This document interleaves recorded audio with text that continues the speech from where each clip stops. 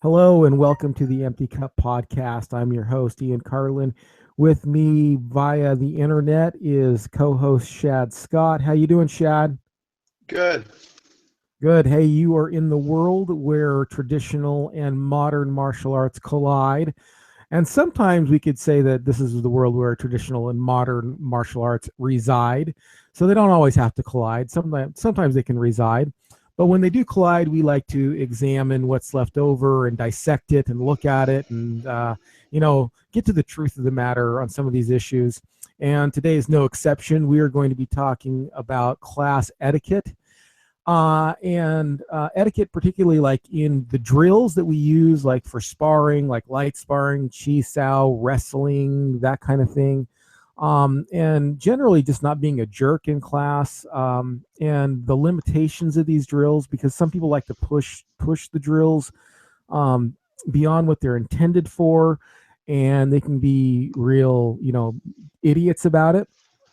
And just talk about some of our experiences and break down, what these particular drills are for and what we get out of them, and where they end the limitations of them, how do we evaluate them, how to supplement them, and also like when somebody's pushing them too far, what you can do. So, kind of the etiquette between students and stuff like that is what we wanted to talk about, and that's what we're going to get to in just a minute. But we actually had a question from one of our listeners that we wanted to address. His name's Freddie. He's a friend of ours. And Shad's going to go ahead, and he wrote a bunch of stuff, and so we're going to kind of file it down to the actual question part of it. So Shad's going to go ahead and read the question. We're going to dialogue about that in a minute here. So go ahead, Shad. Okay, so Freddie asks, I would be interested in a discussion about the relationship between Jun Fan Kung Fu and what JKD turned out to be for Bruce Lee. In my mind, Jun Fan Kung Fu was the transition or preamble to what ended up being JKD for Bruce Lee. I don't understand the importance or unimportance of the Ung Moon form, or even if it was relevant. Or is it relevant to anything? Um, he also goes on to talk about the relationship between Wing Chun and JKD and whether it's important for someone to train in Wing Chun or have an understanding of Wing Chun to do JKD. So to address the first part of the question, the relationship between Jun Fan and Jeet Kune Do. Yeah. Uh, What do you Jun think? Fan Jun Fan was his modified Wing Chun. Right. When he first got to Seattle, he didn't have um, a lot of credentials. So, from my understanding, from my research, he modified his Wing Chun. And at that time, um, things like trapping and forms were very important to him during that time period. He was studying a lot of different kung fu styles during that Right. Seattle era, not just Wing Chun, but several others. Well, I like what Jason Coral had to say when we had him on the podcast. It'd be like, why study Jun Fan Kung Fu? Why not just study Wing Chun? Why study Bruce Lee's take on Wing Chun? Why not just go back and make your own take on Wing Chun if you had that availability, especially given the fact that he even further developed it, past Jun Fan Kung Fu and into what we would call JKD, you know? Yeah. And then the other portion of that question is he says what JK ended up being for Bruce Lee. And Bruce was always evolving. So towards the end of his life, he was basically just fencing with his hands and feet. He didn't need to trap if he didn't want to. He was good enough that he was so quick. He Right. didn't need to trap. Um, Yeah. and then, I guess the dilemma is, what if you're not that quick? What if you don't have that talent? What if you don't have that fast twitch muscle fiber ratio, be able to pull Mm-hmm. that off. And that's where I think Wing Chun can be very useful for somebody Right. that doesn't have those gifts. But Well, what did it turn into? I mean, from Jun Fan, how did we get from Jun Fan into JKD? I know JKD is not standardized. It's not, necessarily a style, but there are certain images in my mind when I think of JKD. I do think trapping, I do think boxing, I do think fencing. I do think the low kicks being somewhat like Savat or Wing Chun low kicks, and then the high kicks being something out of the Korean type of kicking. That's kind of the compilation that I see when I think of JKD. Um, how did was it just that? Do you think that it was just that his version of Wing Chun just kind of broke down more and more, and then he started adding more things, or what do you what do you think the I evolution was? I think he was more streamlining. He actually was probably using a lot more material earlier on and was making it simpler, more efficient, more direct. And the thing is I think Wing Chun's probably good for the average person, for most people. I think you have to have Hmm. some coordination. You don't have to be really, really coordinated or really quick. Um, but to be able to do JKD like Bruce was doing it, I'm not saying if you do JKD, you have to do it exactly the way Bruce is doing it, but if you were trying to emulate what he was able to do, you would have to have some talent. If there's the notion that if you work really hard at something, that you can equal what somebody else is doing. When it comes to physical endeavors, that's not necessarily true. I mean, the science on that says no, and I've had that discussion with people who will say, "Well, all you have to do is just work hard," and it's just not true. So we have a different composition of of fast twitch muscle fibers. We're all Some genetically different. Yeah, we all have two arms, two legs, but that doesn't mean we all have the exact same attributes and gifts. It's like, Michael Jordan jumping from the free throw line was not something he developed. That was something he was born with. That ability to do that, the capacity to do that. John Stockton still plays basketball, and he still plays by the same rules as Michael Jordan, but that doesn't mean he could jump from the free throw line if he had worked at it. Right. So it's Yeah, the same exactly. thing with Bruce Lee. The guy had some Mhm. gifts, uh, Mhm. so he was incredibly gifted. So to Well, try to and this emulate kind of that, breaks down to what I think is the essence of JKD, and um, I know in saying this, I'm kind of gonna step on some toes, but I think everybody can make their own JKD. Okay, I really do. I mean, the idea behind JKD is being efficient in yourself and simplicity. And like for example, like Wing Chun is a great base system. I mean, it's a terrific base system. uh, in all the stuff I say bad about Wing Chun, I don't want to take away any of the good stuff that actually works. I use my particular brand of JKD is very Wing Chun dependent. Because I drew upon a lot of Wing Chun. When I was in JKD, I was attracted to the Wing Chun portion of it, and then when I went into Wing Chun, I was very influenced by it. So it's just like, it's like start with a base system, and if Wing Chun's your base system, that's terrific. But just don't be ignorant about or deluded about the limitations. Every system has a limitation. You know what I mean? Every system. I don't care if it's the best system in the world. It has limitations. And if you get somebody who's better at their system than you are at your system, they're going to exploit your limitations. So jujitsu is a great example of this, where, I mean, they take people to the ground a lot, but, and it's a great style.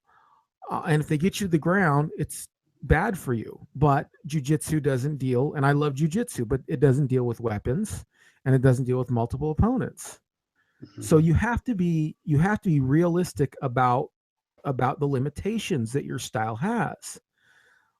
And you know, and then supplement after that. Don't be afraid to supplement, and don't be afraid to experiment, with it, to say, okay, that, like, I like boxing, but I'm getting caught a lot in the face. Maybe I should add some Pak Saus to my defensive drills, something like that.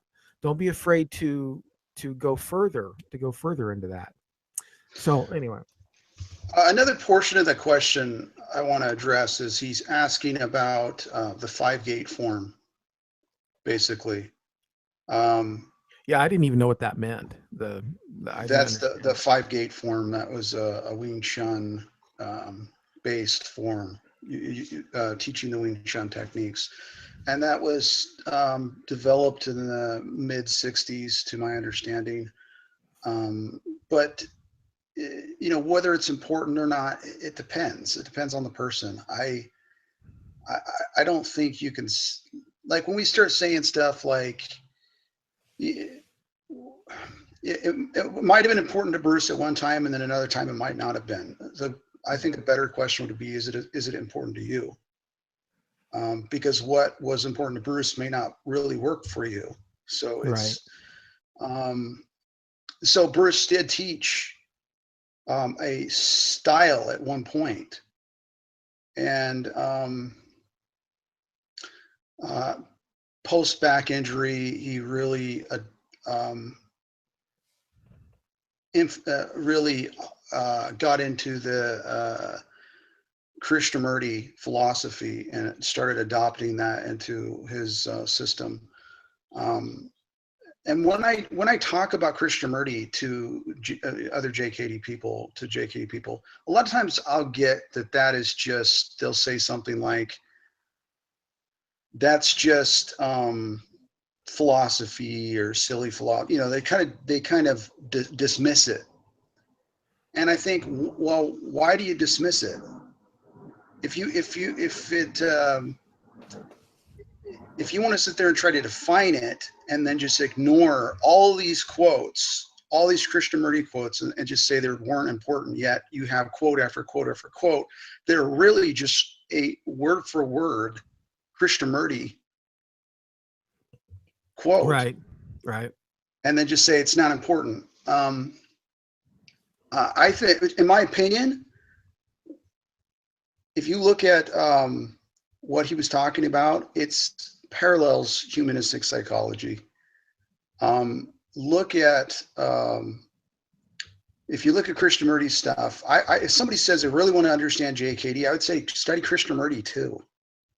Study the philosophy of Krishnamurti. Look at the Ophelia syndrome. Look at Mark Twain's corn poem opinions. Hmm. What's Um, the Ophelia syndrome? well, it's basically the Is that from idea that Hamlet? yeah, from Hamlet, that you're Okay. constantly looking for answers by asking other people. You're constantly looking for the truth by asking other people rather than your own experience.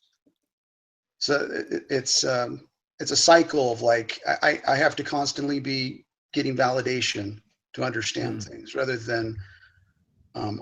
than understanding through things through my own experience. I see. I see. Very interesting. Interesting stuff. So I hope that shed some light, Freddie. I appreciate you writing in. If anybody has any questions to write in, we're happy to dialogue about them. I don't know if we'll answer them to everybody's complete satisfaction, but I don't know. Is there something else you wanted to comment on the question before we dive into today's topic? Um, no, I would just say that he's asking about the relationship between whether it's important to do Wing Chun to understand JKD. I think it's up to each person. If you are as talented as, like, let's say Tommy Carruthers, then you Mm-hmm. may be able to be just fine doing um, fencing with your hands and feet. But if you don't have that kind of talent, then maybe you do want to examine Wing Chun, Mm-hmm. or examine what the best way for you to do it. Right, right. You think if there really Yeah, was like a well, best, if there really was such thing as like a best way to fight, we would all be doing it. Everybody would be doing that exact same thing. right, right. Like if there was a best diet, then there, Right. like if these diets work, there'd be like 3 diet books. That'd Right. be it, because everybody would just follow that one. But instead, you have like a million diet books, right? And it's the martial arts too. You have what? I mean, geez, how many different styles are there? Like 5,000, something like that. Styles. I have no idea, but I think I heard that one time. I could be wrong. Totally looked that up, but I think there's something like, maybe it was like, maybe I can't remember. Maybe I was thinking of languages. I can't remember, but I remember that number sticking out somehow. But I mean, there are so many different styles out there, and then people spinning off and making style after style, which isn't necessarily wrong. I mean, it doesn't bother me at all one way or another. Are different, different organizations within one style, so like you have, this one style taekwondo, and then you have like all these different federations who are all practicing, taekwondo. Same with Tong Soo, same with Wing Chun, same with, a lot of different things. So you start counting all those, boy, you have lots of distinguishments. But I can't remember. I was trailing off there for some reason. But yeah, I mean, yeah, oh yeah, because you were saying like if there was one style that worked, then we would all be doing that one style, right? But there right. I obviously mean, you isn't. look at like Floyd Mayweather. The guy is an incredible defensive fighter, and you think if that was we could really standardize that, then everybody could fight like Floyd Mayweather. No, that wouldn't happen.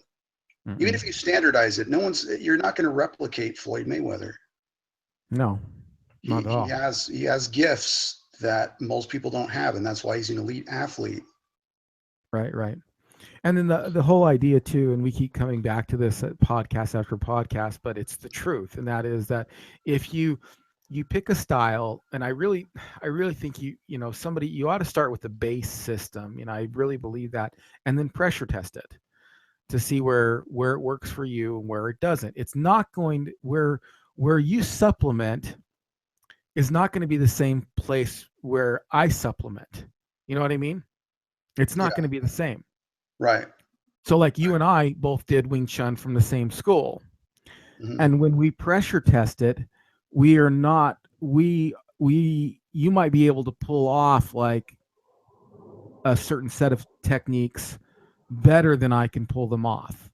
Where I might need to like revert to some other, like maybe some long range kicking, where, for example, let's say we're doing Wing Chun, I do Wing Chun, you do Wing Chun, and we pressure test against a boxer. And for some reason, you just have the ability to pick these shots off in the air with your sows.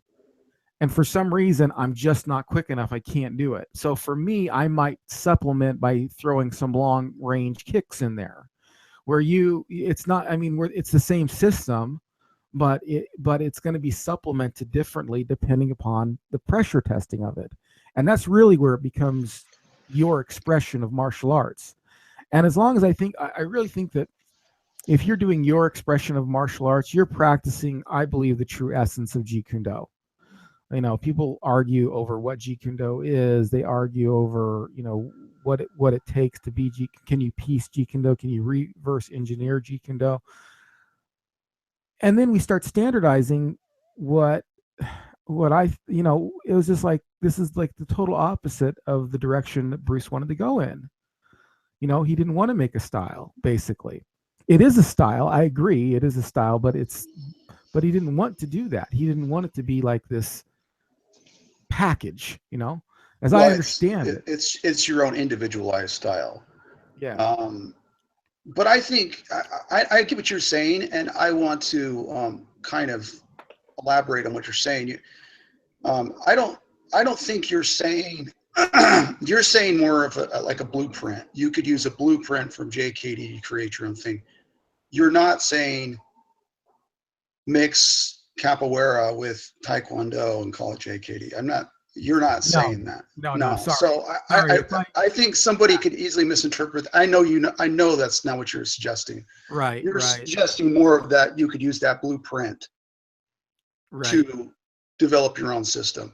Yes, yes. Sorry, I didn't mean at all to think that. I would say, quite honestly, in order for somebody to legitimately practice JKD, you'd have to have a legitimate JKD lineage, and you have to teach the 5 ways of attack. I think it's a bare minimum. I think that's a bare minimum, and then you can say I teach JKD. Um, Unless you want to go off and just say, well, it's an independent JKD school, like it, like it or lump it kind of a thing. So no, I am not saying that I can take, do some Wing Chun, then do some capoeira and put it together, and then, hey, I'm doing Jeet Kune Do. No, I think I do think that in order to say you're doing JKD, you have to at some point study the actual art from a legitimate line. Right. And I know that's what you mean, but I think somebody could misinterpret that.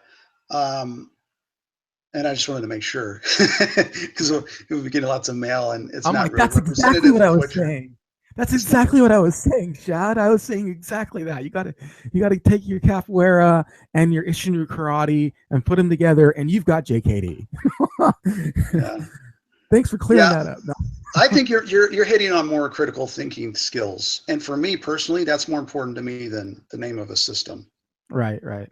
That to me is more important than I don't really affiliate with JKD or anything, but I would use more of that blueprint Mhm. of critical thinking skills to develop my own system. I don't teach that system. I would teach somebody Wing Chun, and then they could do what they want with that.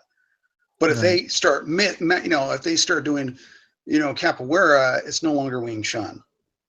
Yeah, yeah. Right? You can do capoeira and you can do Wing Chun. I don't care, but it doesn't mean it is Wing Chun. It's something else. You could just call it something else, or not call it anything at all. So But I do think that somebody can take the Wing Chun blueprint and go into areas. So, for example, one area that's kind of being developed, and I'm sure there's going to be a lot of controversy around it, is ground fighting. That's, even though Bruce Lee had ground fighting, um, to some degree, it was still in its infancy. And so you can take JKD ideas and principles and then explore. I guess that's kind of what I'm saying. You can right, explore. You know right, what I mean? You can sit there and go, okay, I have the JKD blueprint, I have the ideas, I've been to a legitimate school, um, and now, you know what? I'm going to explore into capoeira or into whatever you want. I don't care. Take that spaceship wherever you want to go in the galaxy. I don't have a problem with that. So right. Yeah, that's and the JKD blueprint. And I got that idea from Sean Madigan, so I'm not ripping that off. I'm just quoting Sean Madigan's yeah, terminology. friend friend of ours. I don't think he'd be mad if No, we. he wouldn't. I just want to give credit. I don't want to take. Right, right. I don't. I want to give credit to where he got it. I don't want to just start plagiarizing other people. Yeah, right, exactly. Well, let's get into that. Was a long answer to that, but that's okay. I mean, needed to be said. But let's get into this idea of etiquette in class and the drills, because I know we've both had experiences where we're drilling, we're doing a drill, and the other person wants to kind of turn it into a fight, and Yeah. it's just a drill. It's like, okay, look, I'm not. Okay, so recently, um, and I don't give a crap if this person hears this or not. Um, we kind of get along. I'm not going to name any names, but we kind of get along. So we were rolling. This person and I were rolling, and he's way better at rolling than I am. But I'm not bad, I'm getting there and stuff like that. And I have some basic fundamentals of principles, so I can kind of roll okay.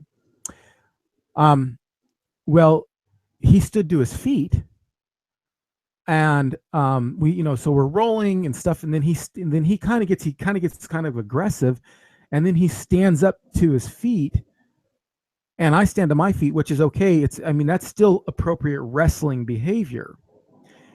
And then he jumps in at me, and I've got really quick hands. Okay, there's two things that I'm known for in class, and that is the quickness of my hands and my high kicks. Those are like the two things that I'm known for. And I did not mean to do this, but like I could tell he was getting all mad and stuff.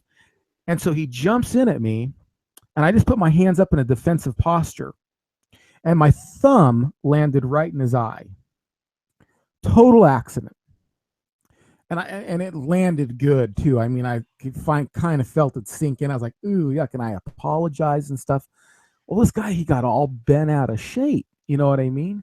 He got really upset with me. And then, like, well, at first I was just like, look, I'm sorry. Let's have a look. Let's look at it. He was looking at it in the mirror. I'm like, hey, are we cool? I didn't mean to. Of course, like I would really mean to gouge somebody in that. Like I would have that. I have fast hands, but I don't have that kind of accuracy. It was a matter if he just jumped in at me, I just instinctively put my hands up, bang, in front, and one of them landed in his eye. So he got all upset with me. And so, like, I didn't know at first because he was like, oh, yeah, we're cool. So you want to start rolling again? So I said, yeah. I said, but let's keep it on the ground this time because, he's better on the ground, but I was better at stand up. So we went down to the ground, and he started just like, he started like hitting me with his elbow and, hitting me with his shoulder. He bloodied my lip a little bit. And so I just tapped right away within like the first, I don't know, 10 seconds. As soon as I realized that he was starting to be a jerk about it, I tapped, and I said, and then he kept going. I said, hey, I tapped. And he got up, and he was just like, you MFer. And he started like cussing and getting all loud and stuff in class. And he stormed off. And I said, oh, I'm sorry. Anyway, it was a weird situation. I found out later he's got anger issues anyway. But, it's just like, okay, rolling or Chi Sau or whatever, it's not meant to be a real fight. It's not meant to be. There are certain limitations. Right. But you and I have both been with people who try to take it past those limitations into a real fight, you know? Right. I have, and it really it doesn't make training fun when you're training with somebody who's trying to hurt you. Um, Yeah. it's annoying. It's the Chi Sau. If you're going to start a fight, you wouldn't start in that position. No. So there's actually no reason to try to pretend you're fighting. If you want to fight, then let's just fight. Let's not do Chi Sau. Because Yeah. I would never start a fight like that. I've seen it just too many times where guys just take it so seriously. Their egos are so big, and the thing is it's like you're the point of it is you're trying to develop your contact reflex in Chi Mm-hmm. Sau, or even in sparring. The point of sparring is you're trying to learn. You're developing your timing. You're developing, your techniques. Um, if you're trying to take the guy's head off, then you're not training. You're fighting. So if you're fighting, then why pretend you're training? It's an Right. oxymoron. Exactly. They want to make the training a fight. People want to make the training a fight. And I guess the big thing out of this is don't do that. Okay. Don't be a jerk in class. It's horrible. And what ends up happening is people don't want to train with you anymore. You know, Right. and Right. I've seen that happen in Chi Sao as well. I've had it happen to me. Where I'm training and somebody's like, we're in this Chi Sao position, and the person's just like going for all that it's worth. You know what I mean? They're like really pressing in to try to hit me. And I know that it's happened to you as well. And it's just like, dude, this is not what this is for. Right. I mean, you definitely, I mean, you're trying to hit the other guy, but when someone's trying to hurt you, that's totally different. Yeah. And it's like, I hear the counter argument, which I think is, in my opinion, is an extreme argument, which says, well, if you're training for fighting, then you have to train that way. You have to train like the Dog Brothers. You have to train like that type of, you have to replicate that type of condition. I don't agree with that at all. I mean, if that was true, then Conor McGregor wouldn't be a very good fighter. Conor McGregor doesn't try to take his partner's heads off when he's training. And Mike Tyson did. Mike Tyson did that. But what happened to Mike Tyson when he got in the later rounds and fights? Was he very good? No, he wasn't. When he got into what? Tyson was great at taking guys out really quick. But once he got into the later rounds, Oh, later rounds. I didn't hear what you said. Okay. he Okay. wasn't great. And maybe one of the reasons is because he would hurt his sparring partners. He would knock out his sparring partners. So he didn't know how to deal with somebody that actually had, the endurance to keep fighting. Mm-hmm. So it's really, you're cheating yourself when you are hurting your partner, because like you said, your partners, no one's going to want to train with you. And if nobody wants to train with you, then you're not going to be any good. So the truth is that you're not going to be very good on your own. You need the help of other people. You're dependent upon it. Right, and I've seen this. I've seen this in Chi Sau. I've seen this in rolling too. This happens a little bit more for some reason in rolling. In jujitsu. And part of it is because you're not hitting. You know what I mean? You're using grabs and force and pushing and pulling, and so people kind of have this idea that they can go all out. As long as they don't hit you, they can go all out.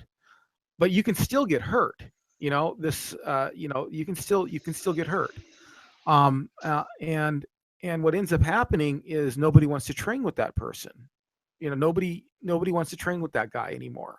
If you keep hurting people, you're just going to start losing. Going to start losing partners because you're just going all out. You're there to learn. You're there to pressure test too, and there's a place for that. We can talk about that. But you're just there to learn. So, for example, with Chi Sau, so let's talk about the limitations and when somebody crosses the line and what it looks like.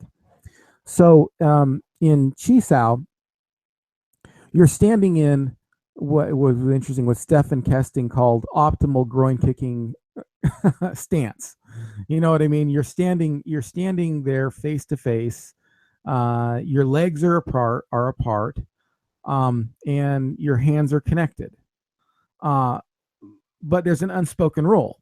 Don't hit each other in the groin. You're not kicking. You're not kicking groin shots at this point. So, it has its limitations. You're, like you said, if you were going to start a fight, you wouldn't start from that position, right? Right. So then what is the benefit of Chi Sau? What are you trying to learn in Chi Sau? And how do you feel it is when somebody crosses the line? What ends up happening when somebody crosses the line? You're asking me? Yeah. Go ahead. Benefit of Chi Sau is you're developing your contact reflex. You're developing the ability to find a way around pressure. You're learning how to deal with pressure. So more important than even hitting each other is learning how to find a way around pressure, in my opinion. Like when I come off to hit guys, I won't even hit them. I'll just pull it back. I don't need to hit them. I know some people would say, well, you are training bad habits because in a fight you would do that. That's not true. That's bullshit. I've been in fights. It's never happened. Never happened. I've never had trouble punching somebody during a fight. I never stopped the punch because I did it in my training. That's bullshit. When you're taking it too far is when you're not just making contact. You're trying to knock the guy out. You're trying to hurt him. You're trying to beat him, defeat him like it's some kind of contest. It's not.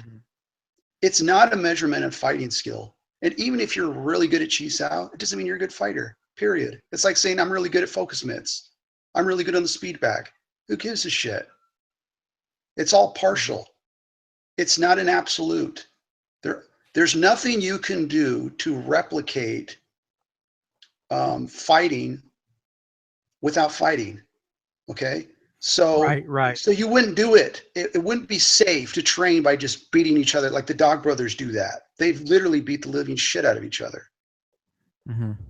It's not my cup of tea. If they want to do that, that's fine. But we know it's counterproductive because one, we know today that TBI is serious. Traumatic brain injury is serious. So if you are training to protect your life, but yet you are hurting your partner and getting hurt really bad in your martial art training, that defeats the purpose. You're not protecting yourself. You're actually making yourself weaker. I want to go back to something you said because it's kind of a little bit off topic, but it piqued my interest, and it's probably something that I've said before, and I kind of want to explore it because you said that you stop the hit, but that's never affected you in real life. And I used to say that too a lot. I used to say I used to say the opposite of that, I guess is what I'm getting at. I used to say that I don't want to, I don't want to stop the hit. Because if I stop the hit, I'm used to stopping the hit. Then in real life, I'm going to go ahead and stop the hit. I've said that before, but it's not true. You're saying that it's not true, and that you've been in fights, and I guess what I'm asking is, why do you think that is? Why do you think it's not true that if you practice stopping the hit, you practice stopping the hit, you practice stopping the hit, that you won't stop the hit in real life? What's the difference then? I think the brain knows the difference. Your adrenaline's pumping. Your brain has gone into fight or flight mode. Right, It knows how to do the damage. It knows how to switch gears. right. So for somebody to say you cannot switch gears like that and fight, well, then explain to me Conor McGregor. He doesn't knock out a Mm-hmm. string. He doesn't even move full speed. He moves slow. Look at Floyd Mayweather doing the focus mitts. He goes really slow. He doesn't do anything fancy, but yet when he fights, he's able to move quick. So this Right. idea that you have to be exerting yourself isn't based on any evidence. It's just hearsay. It's just Mm-hmm. it's just tradition. People passing on stuff. It's not scientific. Yeah. No. This is very good because I think there's an element of there is an element of that adrenaline in a real fight that will kind of push you past that stopping every time or coming close. You know what I mean? And I remember, see, when I did JKD. So, like for example, when we did Wing Chun and we did those pair drills in white shirt, the original pair drills that you and I both learned in the Sulam Tao portion, the white shirt portion. I remember that what we used to do is we used to stand far away, for a little further away, so that I could extend my fist at full length. So even if you missed your Pak Sao when we were doing, say, the Pak Da drill, so even when you missed your Pak Da drill, I could extend my fist fully, and I was always getting that full range of motion. Now in JKD, at least the brand that I went to, it was that they did not do that. The other person didn't stop. They would stand close enough to hit you, and it was up to you to pull your sow off in real, even in a drill, because they would hit you if you didn't. Um, so, but you're saying that you don't have to hit in order to make that leap in real life, and I agree. As I'm thinking about it, I agree, because there is that adrenaline. Because when you get pumped with adrenaline in a real fight, you are going to hit.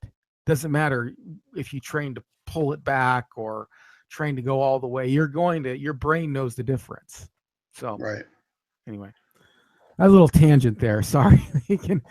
we can get back on topic. I like what you said too about training slow. I want to break that down too. And the reason why I want to break that down a little bit is due to the fact that I have some friends who do critique videos, and I don't always agree with them on their critique because it's almost like, well, unless you're training fast, then it's bullshit. That's what they, oh, that's bullshit. That's not how somebody would really react. It's not how you'd really do it. And yeah, for the most part, a lot of the systems that some of my friends critique, it is bullshit. It is. Um, but you don't have to train fast all the time. Right. You have to get the move down. You have to get the move down. Now, if you only train slow and you never pressure test it, that's a problem.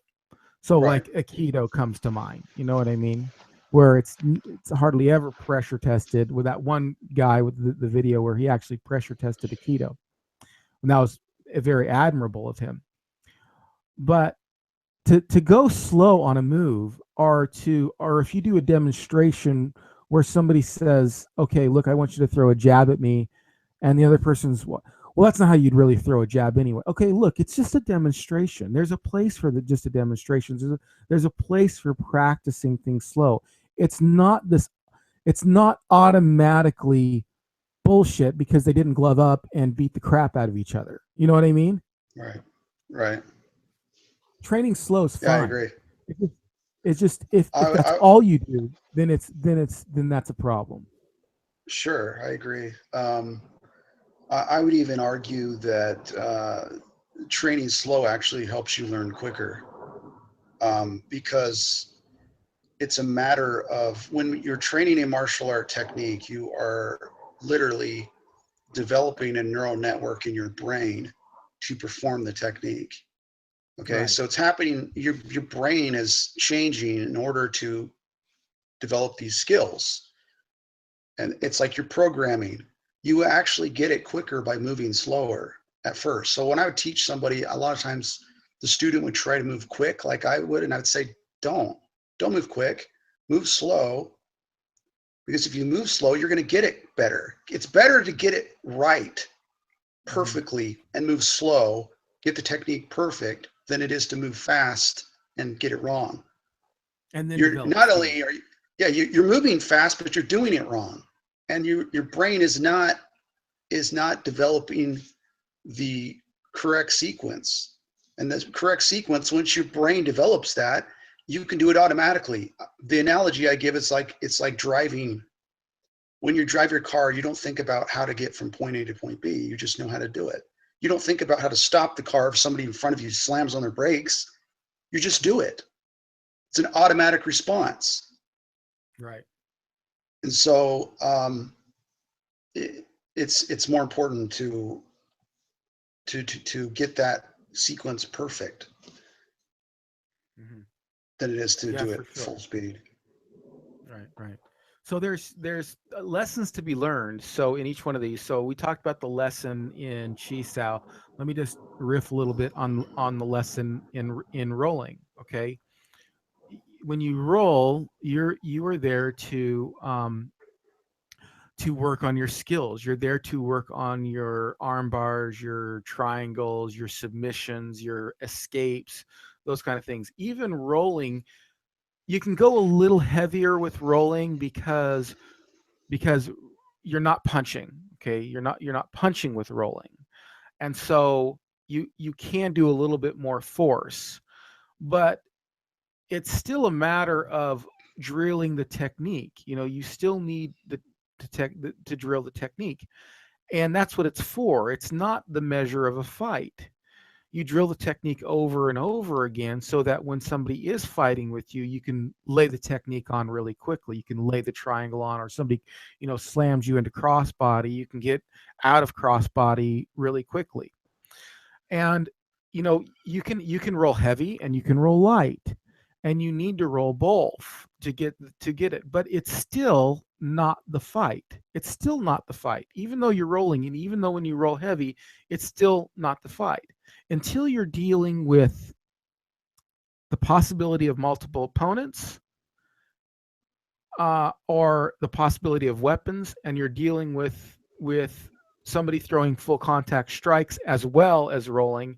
You're not dealing with the real fight, and it's okay because that's not what it's about. You're there to learn that when you do deal with it, when you are dealing with multiple opponents or weapons or whatever, you can lay those techniques on quick. And the way you do that is through this wrestling thing that they do. They wrestle with each other. They're pulling, they're pushing, they're throwing each other to the ground. They're pulling each other into guard. They're pulling each other into, half guard, quarter guard, whatever. Um, and the problem is there are people who just, they don't want to work their technique. They want to work their strength. And I don't have a problem with strength. Strength's an issue. You have to get beyond it. It's an attribute. But you have to work your technique. And then, you know, you can still hurt people when you roll. That's the deal. So you can, even though you might not hit somebody, to in the middle of class, to pick them up because you have the strength to do it and slam them down, or to, get around, say, a triangle, and to lay your knee in the middle of their stomach and just press on their stomach all for all it's worth. It's, that's not that's not practicing. It isn't, and people can become real jerks when it comes to rolling. I had this happened to me this recently. I was rolling with a new student, not very big, kind of a slenderer guy, and I'm bigger, and I've been rolling for a while, and he was doing some weird stuff. I kind of let him get into this just because, you want to work your technique. You kind of let people do things, and it's a little bit different in rolling than it is with Chi Sau. So I let this kid kind of get around my leg or whatever. He got my leg in this weird position, and he just started cranking on it for all it's worth. I mean, he just started just laying on it. Now, luckily, he didn't know what he was doing, and he didn't have it in a position that it hurt me. So I just let him waste his energy there. And then he was digging his chin into my, like he was digging his chin into my arm, like it was going to hurt me. Like, and he was digging it for all it's worth, and digging, and I'm like going, and he has me in this weird, and I couldn't get out of it, because he was kind of wiry and stuff, and I let him get into that position in the first place, not knowing he was going to try to go full bore on me. And so, like, I was letting him do this, and then I was like, okay, and then it timed out, and in his mind, he's getting up, and you can kind of read it on his face. He's like, I beat a blue belt, and I'm just, this white belt kind of coming in. And I have to admit, sadly or whatever, the next time we rolled, I told everybody in class, I said, see that kid over there? I said, I'm going to kick his ass tonight. I am going to beat the crap. And I did. I didn't hurt him. You know what I mean? I didn't hurt him. I just schooled him. I just laid on him, dug my, arm into his, did arm bars on him the whole night. I submitted him like 3 times in one round. I was just like, okay, look, if you want to wrestle for submissions and really go for it for real, I can do that. It's like when somebody Chi Sau's and they start punching you, and you're like, do you really want to fight? Do you really want to start laying punches in on this? Because I can lay punches in if you want.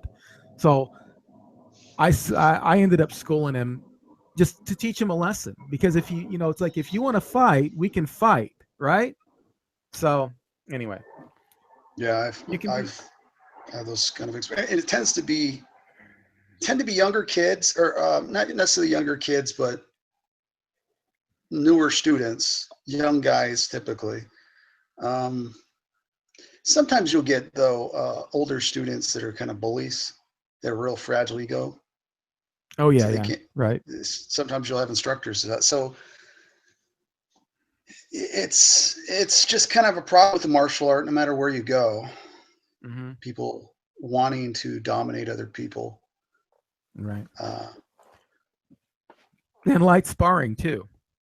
Yeah. I mean, there's a place for light sparring. So you've got, Chi Sau, you've got rolling, you've got light sparring.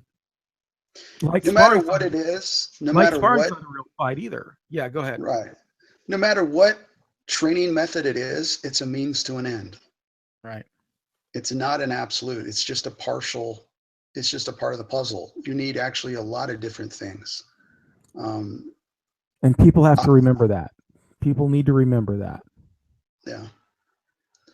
Because I've also heard the notion that that sparring is too dangerous, which is ridiculous. Sparring can be really helpful. It doesn't have to be dangerous if you don't want it to be. If you have a good training partner, Chi Sau does. It's just kind of, Chi Sau could be dangerous if you're training with Yeah. the wrong person. Right. So I know you've heard it. Sparring, what we do is too dangerous to spar. Well, then it's probably not very effective. Right. Because if you can't do it with somebody who's not cooperating with you, then it's not going to be Right. very effective. Right. Right. Exactly. Exactly. All right. I think we've beat the tar out of this horse for this episode, I guess. I think there's probably more we could probably say. It'll occur to me later. Like, oh, I should have said that. Well, we'll think of another episode. Any final thoughts before we wrap this one up? No, I think I've run out of thoughts. I think you've run out of thoughts for the moment. I don't think you've run Yeah. out of them entirely. All right. All right, everyone. Thank you for joining us today on the Empty Cup podcast. If you like what you heard, do us a favor. Do us a couple of favors. If you like what you heard, share this on your favorite social media. I mean, it helps the word get out about this program. Also, go to iTunes or Stitcher Radio or Podbeam or wherever you heard this and write a review. Please write a review. That helps people find the program. It boosts us in ratings. And you're always welcome to follow us on Facebook at / the Empty Cup Podcast, and on Twitter at Empty Cup Podcast. And go to my YouTube channel and subscribe. It's Ronan JKD YouTube. So if you do all that stuff for us, we will save a kitten. Okay. So all kittens will be saved if you go and do all those things for us.